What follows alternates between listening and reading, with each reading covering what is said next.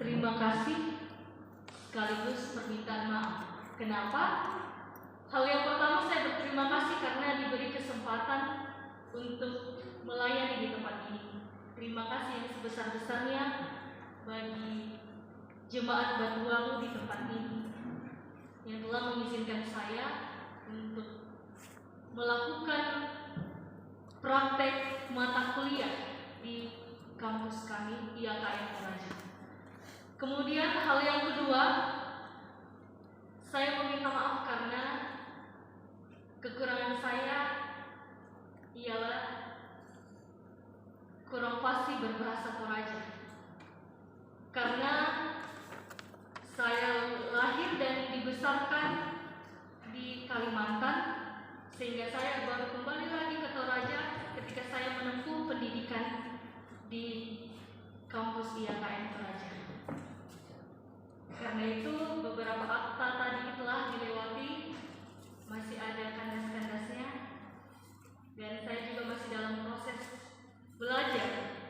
Dan ini salah satu pergumulan dalam hidup saya, telah menjadi pelayan dan tidak akan selalu ditempatkan di kota, tetapi di daerah seperti ini yang dimana masyarakatnya kental dengan bahasa daerah seperti bahasa Toraja. Baik Bapak Ibu yang sama dikasih oleh Tuhan, dari keempat bacaan kita saat ini mulai dari Mazmur hingga Injil Yohanes tadi, diberi satu tema, yaitu bersukacita dan bersaksilah. Bersukacita dan bersaksilah. Bapak Ibu yang sama dikasih oleh Tuhan, tentu kita bersukacita dalam berbagai banyak hal. Entah itu nafas hidup yang masih Tuhan percayakan kepada kita, entah itu relasi atau hubungan kita dengan sesama yang begitu harmonis, kesuksesan-kesuksesan kita dan lain sebagainya. Dan yang tak kalah kita bersukacita hari ini ialah ketika Yesus Sang Mesias bangkit dari maut. Karena itu hari ini kita memperingati hari kebangkitan Yesus Kristus. Dan ketika kita bersukacita, tentu ada hal-hal dalam kehidupan ini yang mungkin kita mengalami sebaliknya, atau kita mengalami hal yang namanya berduka cita. Mengapa saya katakan seperti itu?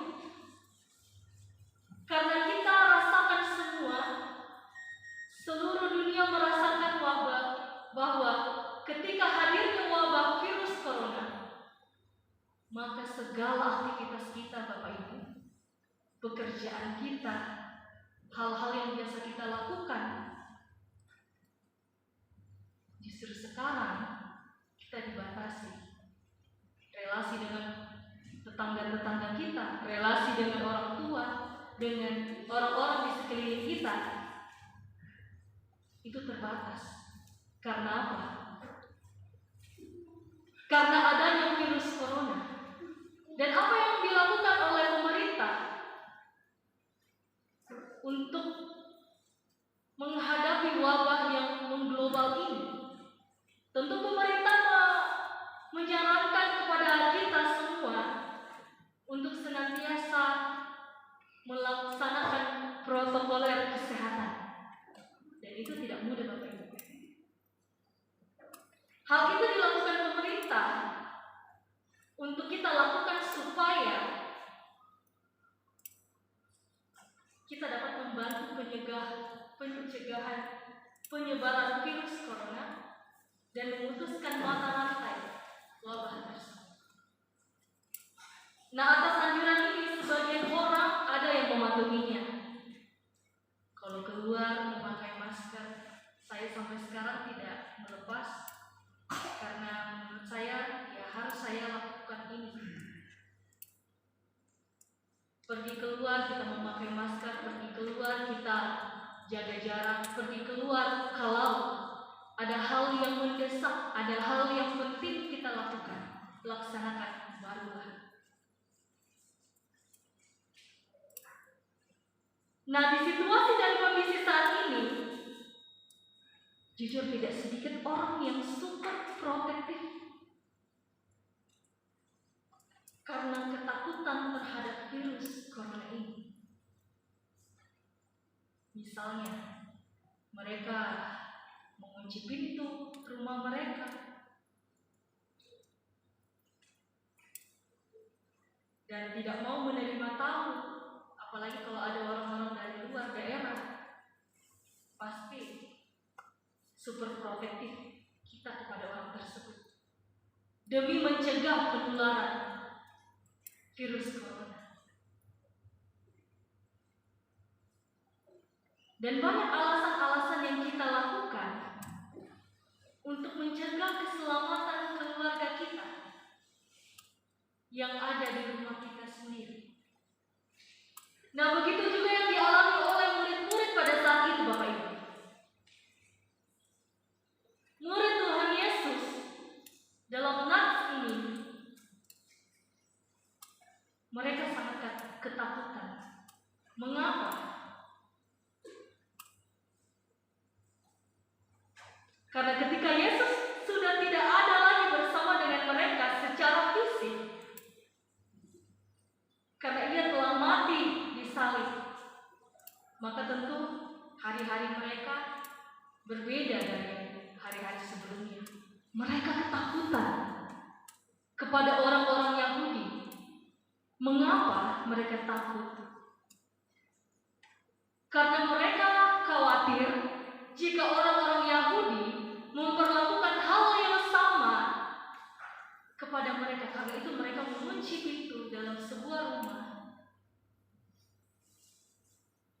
Itulah bentuk reaksi mereka, ketakutan mereka. Hari-hari yang mencekam, hari-hari yang menegangkan, sebab ada kekhawatiran dalam diri murid-murid.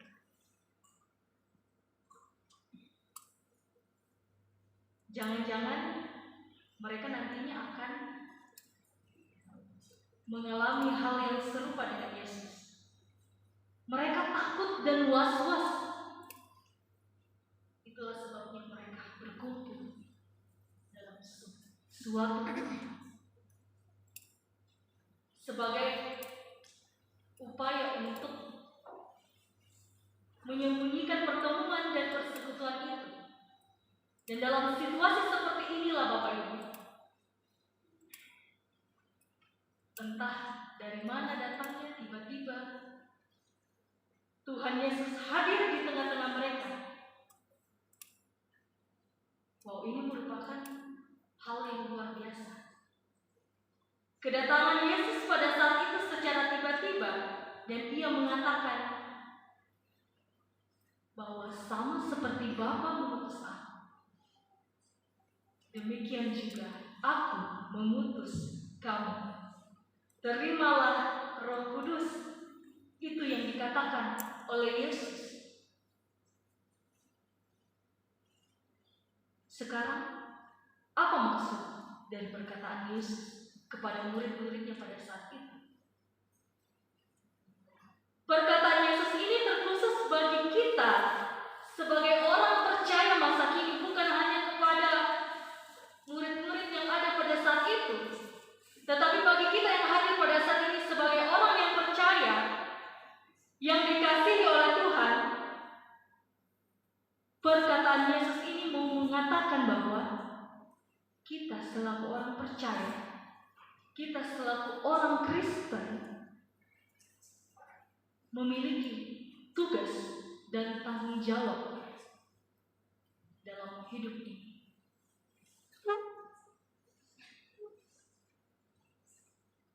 Sebelum kita jauh membahas tugas dan tanggung jawab kita sebagai orang Kristen, disebutkan tadi di Injil Yohanes,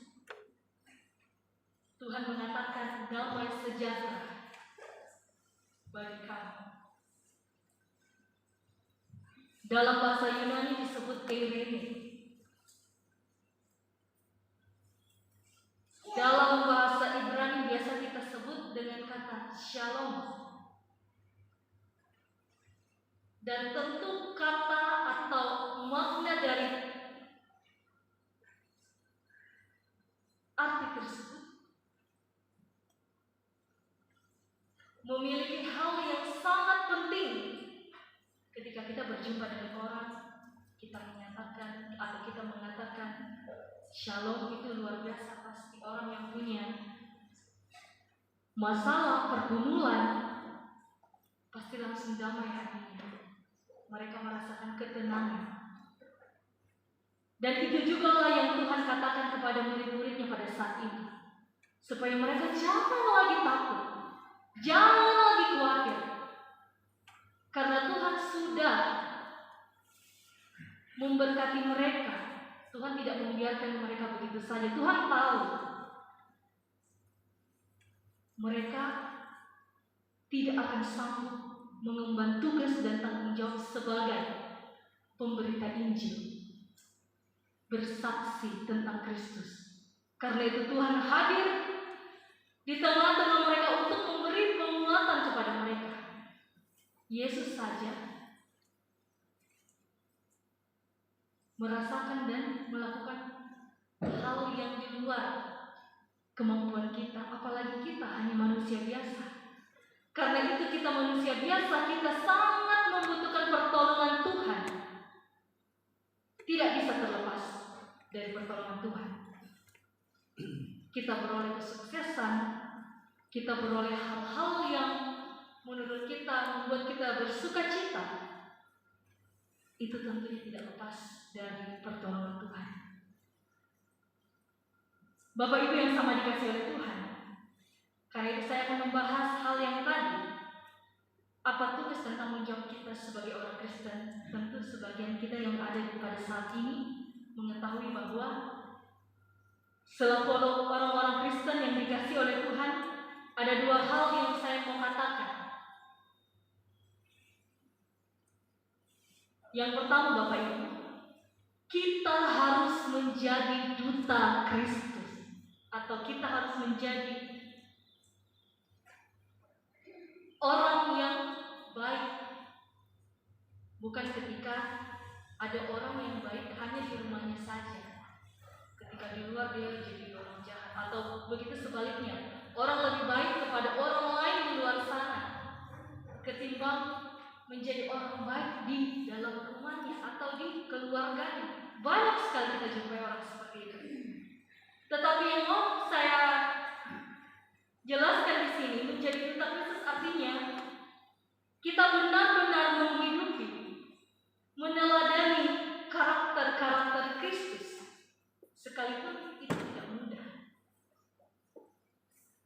tetapi harus kita lakukan. Dalam sejarah kita mencatat bagaimana Yesus datang untuk menyampaikan shalom Allah. Di mana ada orang sakit, dia datang memberikan kesembuhan. Ketika ada ketidakadilan dalam kehidupan manusia, dia datang untuk mendampingi orang yang tersisa. Ketika realitas dihadapi adalah kelaparan, dia menyuruh para murid-muridnya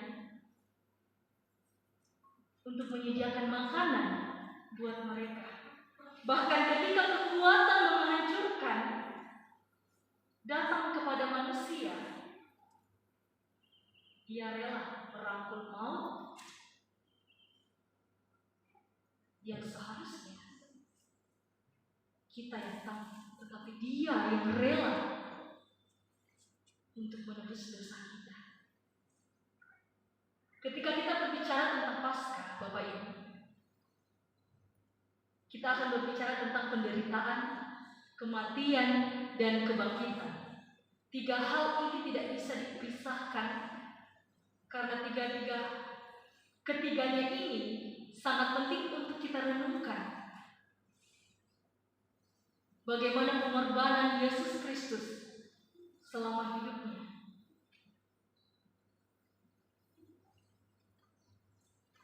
Meskipun jalan itu adalah jalan yang rumit dan menyakitkan, tetapi kita harus tetap berjalan sebagaimana orang yang telah ditebus dosanya.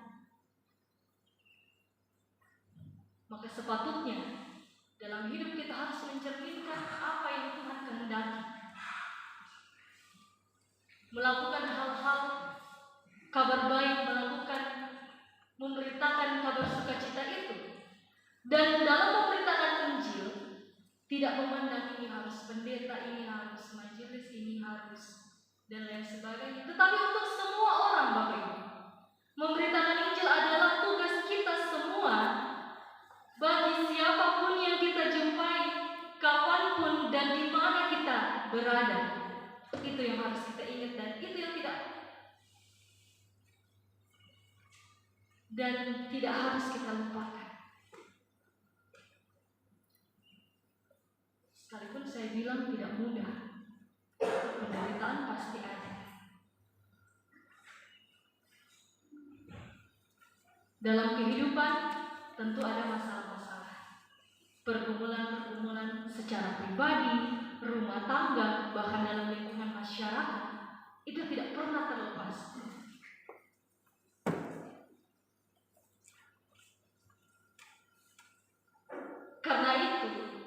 Karena tidak mungkin terlepas, maka kita membutuhkan Sang Penolong, Sang Juru Selamat, yaitu Yesus Kristus. Jadi bukan kita ketika ada masalah kita langsung depresi, frustasi, atau bahkan bunuh diri. Dan itu yang hal semacam itu yang ramai diperbincangkan di daerah Toraja dalam beberapa kurun waktu yang lalu.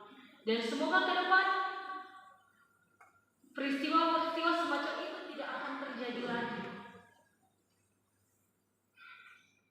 Karena itu sangat menyedihkan menurut saya secara pribadi. Orang yang putus asa, orang yang tidak berpengharapan kepada Tuhan, tentu akan berpikir yang macam-macam. Tentu akan berpikir untuk cepat-cepat deh selesaikan ini masalah. Lalu berpikirlah jalan pintas, gantung diri. Tidak seperti itu. Tuhan sudah menjanjikan bahwa Dia akan selalu ada dan menyertai kita, bahkan Dia memberikan shalom-Nya bagi kita. Disinilah orang-orang percaya diutus dan menjadi duta kebaikan yang menebar kasih, bukan menebar kebencian. Ada masalah dengan orang yang satu, kita cerita lagi dengan orang yang lain, supaya orang yang lain ini yang tidak tahu orang tersebut kita hasut supaya juga ikut membenci. Bukan seperti itu. Tetapi kita harus menebar kasih kebaikan. Orang percaya adalah duta yang tidak bisa dipisahkan atas apapun itu. Orang percaya adalah duta damai yang tidak hanya menciptakan perdamaian, tetapi yang mengusahakan dan menjaga kedamaian itu, sekalipun itu membutuhkan pengorbanan.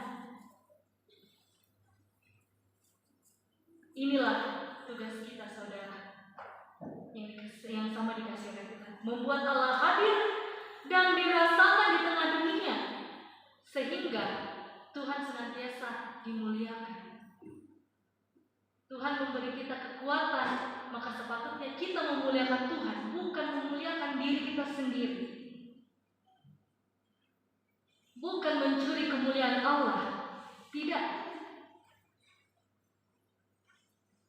Tetapi sebaliknya, dalam hidup kita orang bisa melihat, wah, ternyata ini yang namanya pengikut Kristus. Wah, ternyata ini yang namanya orang Kristen. sehingga orang dapat mengenal siapa Kristus melalui diri kita, melalui sikap, pikiran, tutur kata kita yang keluar. Hendaknya itu menjadi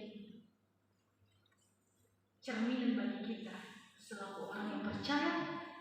Kita bersukacita hari ini bahwa kita boleh memperingati Paskah, di mana Tuhan boleh menang melawan maut. Karena ketika kita bersukacita, Tuhan telah menebus dosa kita, maka sepatutnya kita bersaksi bagi kemuliaan nama Tuhan, sehingga hidup kita boleh membawa damai sejahtera bagi semua orang yang kita jumpai. Terpujilah Kristus. Amin.